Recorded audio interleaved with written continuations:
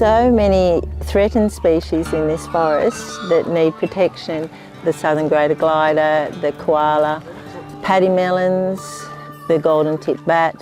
All of these creatures are very special, but there are two particular species in there, the scrub turpentine and the native guava.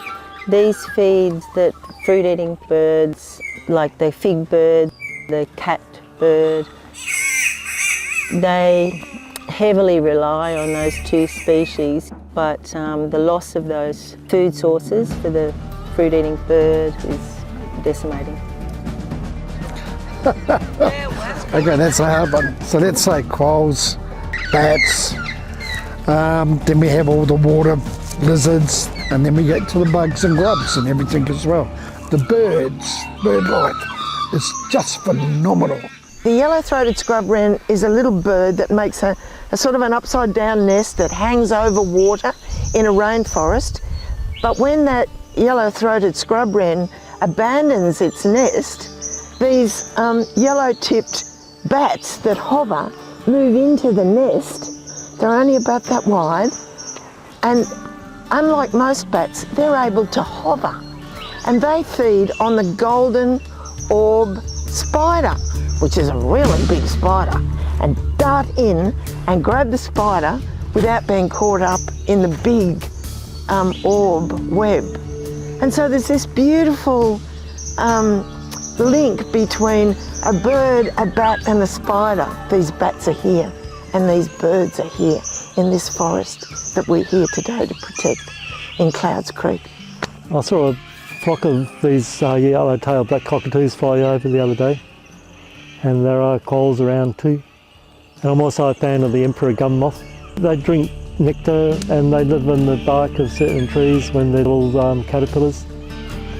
And they're unique to Australia. They don't exist anywhere else on the planet, and it's a crime that their forest is being killed by people who don't even know they're there. We have owls, so masked owls, sooty owls, maybe powerful owls. And when I think of creatures in forests, I also think of leeches and mosquitoes. And I think all the creatures in the forest all have a role to play. We've got the gorgeous glossy black cockatoos with their red and yellow tail feathers. Our koalas, which are getting rarer and rarer. The greater gliders, which we found here in numbers and in this forest that's scheduled for logging. There's some very cheeky greater gliders in here that are so lovable and adorable and fluffy and curious.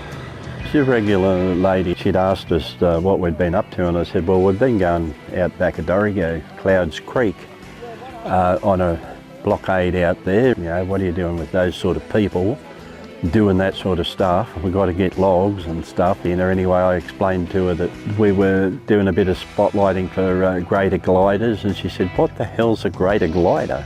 Never ever seen one, don't know what it is.